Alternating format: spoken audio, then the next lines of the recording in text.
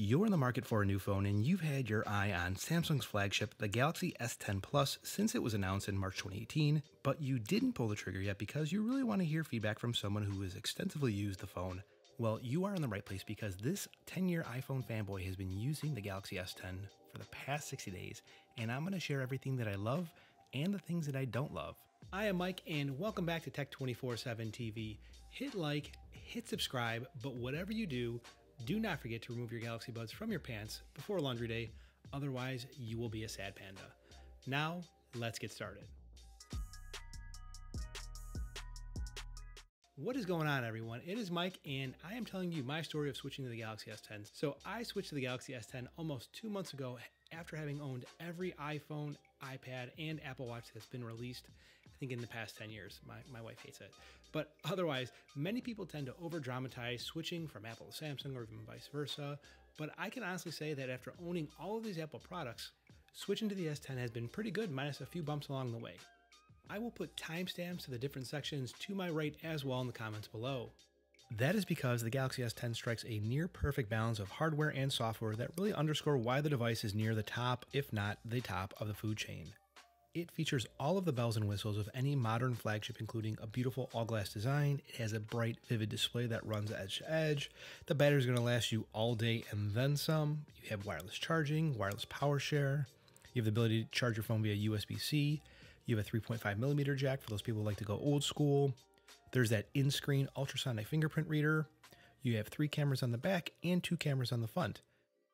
Essentially, the device encapsulates a number of features that make this iPhone user envious of the experience. Now, that experience does have its trade-offs, as the grass is not greener on the other side because it turns out that it's just highly saturated. Now, if there's one aspect I've not only come to appreciate, but to prioritize as a must-have, it is a high degree of fit and finish. And I feel Samsung knocked it out of the park this year with the design and material engineering of the Galaxy S10. The Galaxy S10 features an all-glass design, which is sandwiched between a 7000 series grade aluminum.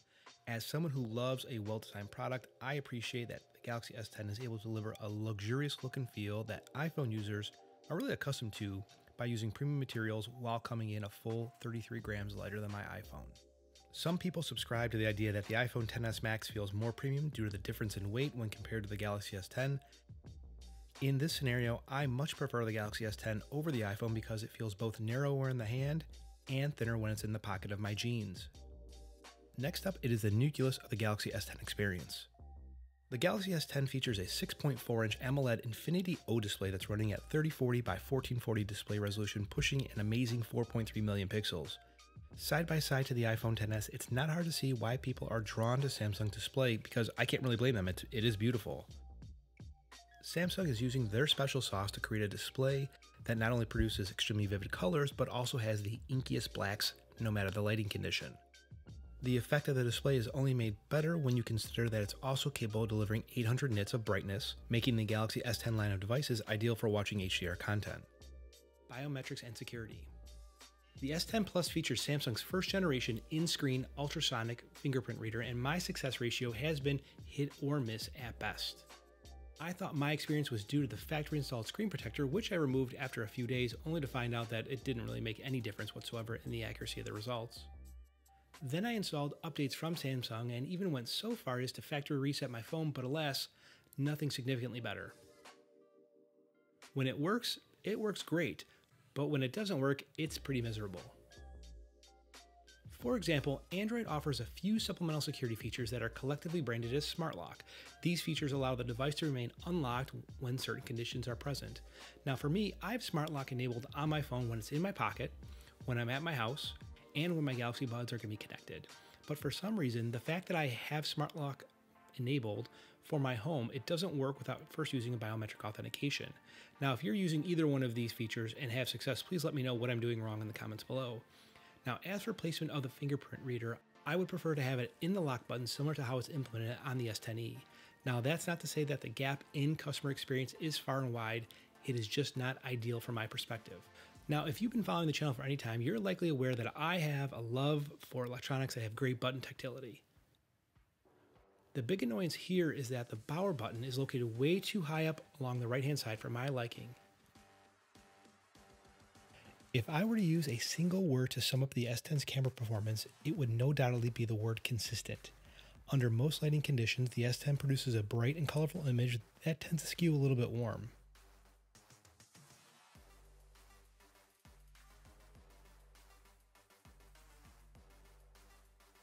Comparatively speaking, the picture modes on the S10 produce results which are on par, if not better than the iPhone XS under optimal lighting conditions. Now, the only picture mode where I prefer the iPhone XS to the Galaxy S10 is going to be portrait mode, and that's because in those scenarios, Samsung appears to be using the wide-angle lens when Apple crops in more so that the subject is taking up more of the frame, which making the photo just a little bit more intimate. Now, this is really personal preference, and this can easily be overcome by moving closer to your subject. There's a few nice features inside of the app which I appreciate. First is the full screen viewfinder, which is an exceptionally great feature if you know someone who's vision impaired, followed by my second favorite feature, which is that the user can choose with a tap of a button what type of photo they want to capture by hitting the telephoto, the wide, or the ultra wide lens that's displayed on the screen.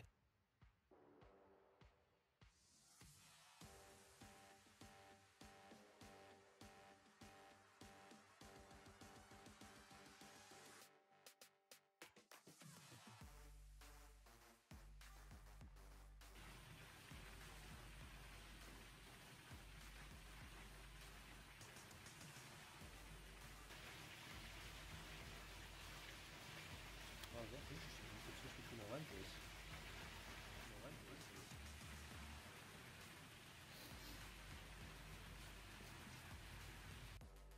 My biggest gripe about the Galaxy S10 is really specific to the bezels or lack thereof. Because while the phone is absolutely beautiful to look at, the bezels are not practical in my experience and miss the real world value. When holding the phone single-handedly, my fingers wrap around the back of the phone and all too easily interact with the side bezels, which result in unwanted key presses on the touch targets. The results can be especially frustrating when you are using like YouTube or maybe even Spotify, which has list results for you to choose from. To some, this might not be a big deal and the advice would probably sound like something, well, who watches vertical video anyways? But as someone who uses public transportation along with a 2-mile walk each day, holding the phone in landscape mode while walking is less than ideal. All in all, Samsung has engineered a beautiful phone that in my assessment is truly on par with the iPhone XS Max. And if you are someone who's been thinking about switching to the Galaxy S10 from another Android device or possibly even thinking about leaving iPhone, the S10 is a fantastic pick because it has all the hallmarks of a flagship, including the premium build quality, amazing display, the all-day and then some battery life, and a great camera. What's going on, everyone? Thank you very much for watching my video on the Galaxy S10 60-day review. If you are eyeing a Galaxy S10, are you still inclined to pick one up, or are you waiting for something maybe like the OnePlus 7 or quite possibly the Google Pixel 4? Let me know in the comments below. Hit like, hit subscribe, and I will talk to you in the next one.